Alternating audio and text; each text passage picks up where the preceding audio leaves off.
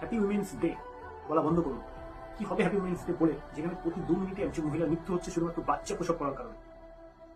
কি হবে happy women's day বলে, যেখানে প্রতিদিন 86 মহিলা ধর্ষিত হচ্ছে ন্যাশনাল ক্রাইম রেকর্ড ব্যুরোর রিপোর্ট অনুযায়ী? কি হবে হ্যাপি উইমেন্স ডে বলে, যেখানে প্রতি 90 মিনিটে একজন মহিলাকে জীবন দিতে হয় শুধুমাত্র পর্ন না দেওয়ার কারণে? কি হবে হ্যাপি উইমেন্স ডে বলে, যেখানে 31,000-এর বেশি মহিলা ধর্ষণ কেস রেজিস্টার্ড হচ্ছে প্রতি বছর 2022-এ, যা 2021 থেকে 20% বেশি বৃদ্ধি পেয়েছে ন্যাশনাল ক্রাইম রেকর্ড ব্যুরোর রিপোর্ট অনুযায়ী? কি হবে হ্যাপি উইমেন্স ডে বলে, যখন 25% বেশি মেয়ে 13 বছর বয়সী স্কুল ছেড়ে দেয় শুধু এটা ভেবে যে মেনসুরেশন একটা ডিজিজ? কি হবে হ্যাপি উইমেন্স ডে বলে, যখন দিনের পর দিন মহিলাকে পার্টি অফিসের দিকে অত্যাচার করা হলেও নেতাদেরকে গ্রেপ্তার করা হয় না? কি হবে হ্যাপি উইমেন্স ডে বলে?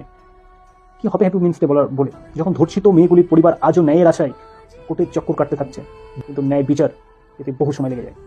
কি হবে হ্যাপি উইমেন্স ডে বলে, যখন একজন মেয়ে আজও রাস্তা দিয়ে একা হেঁটে বাড়ি ফিরতে পারে না রাত্রে?